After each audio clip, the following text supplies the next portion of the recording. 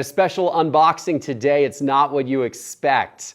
I just got my million miler box from Delta for traveling 1,000,000 miles on Delta flights in my lifetime. Let's take a look at what's inside. First topic, what is going on over at the printing facilities over at Panini America? Garbage. We got a fun clip to play for you today. This one comes courtesy of Friendly Box Breaks. They've been in business for quite a long time, since 2012, and they sent over this video clip of them opening a pack of 2022 Panini Legacy Football, and let's see what comes out of it. All right, good luck to you. Let's get you something good. Both autos are still available in that box. Do not believe we have pulled a single auto out of it yet. Let's start now. Let's get a little zoom. We got Matt Ryan, Kirk Cousins. Then we got Joe Mixon behind that. Who's our legend in this one? Oh, a little Peyton Manning. Nice little legend there. And we got Warren Moon behind that. And I think we got something good behind that. I thought it was going to be the auto. It's Drake Jackson rookie. And then we got a Pickens rookie.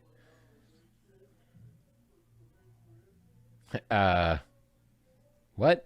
Wait a minute. How did that get in that fat? I'm really confused. I'm just a little, I don't know where that finest came from. You guys saw that, right? Like, my mind is completely blown right now.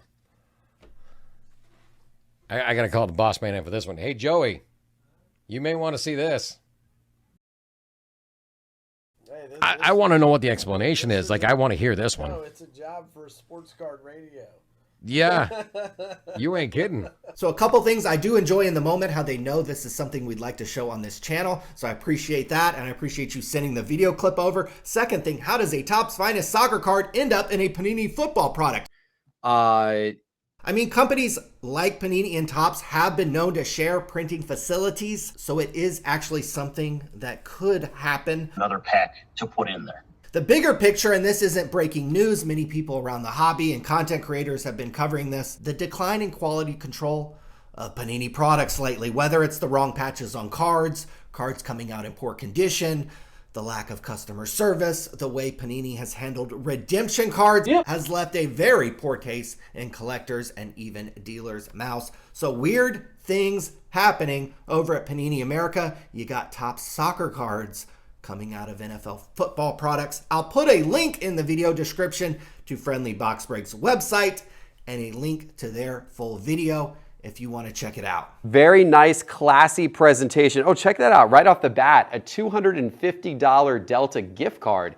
That's pretty sweet. Thank you, Delta. Next topic, let's talk about this Babe Ruth autograph that we spoke about actually on our last video. There is a dealer named Andrew Weaver. He goes by True Hit King on Instagram and Facebook, and his website is truehitking.com. I'll put those links in the video description. You'll actually really want to check out his Instagram specifically because it has a lot of good examples of authentic Babe Ruth autographs. Just kind of actually a lot of fun stuff to look at. He's the one who tipped me off to the Babe Ruth signature out of Topps likely not being authentic. Let's add a couple things for further context. Here the fuck we go. For the Topps autograph to be authentic, it would have to be a very early signature of Babe Ruth. Here is True Hit King on his Instagram showing a Ruth with quotes around his autograph, and he says Ruth predominantly stopped using the quotes around 1927. Babe Ruth lived until 1948 for context on that. If you go to PSA's website, you can see other examples of quotes around the Babe Ruth autograph. Here is one from 1921.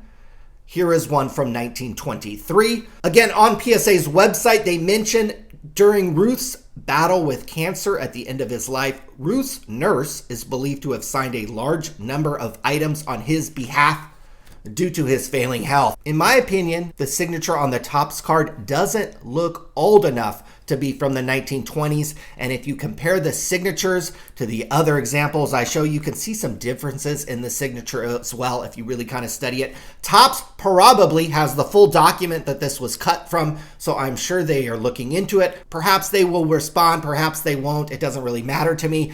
Knowing the date of the document, though, could provide further evidence that the cut is not authentic. So we will see what happens here. I encourage you to check out Andrew Weaver's Instagram, True Hit King. I'll put those links in the video's description. Got some cool Babe Ruth autographs to check out. A nice letter for my million miler status. And then check this out, guys. This is pretty cool. You've got a little award there that might have to go in the studio set behind me. Hey. And last topic, this is more of a teaser for next week. We received a copy of a criminal complaint referral filed against Blowout Sports Cards, the online box seller. What is it about? That's not content. And how have the likes of Blowout Cards, DA Card World, Steel City Collectibles created an unfair advantage for themselves in the sports card world over other hobby shops and breakers? We will take a deep dive into that next week. So why call a jack guy then?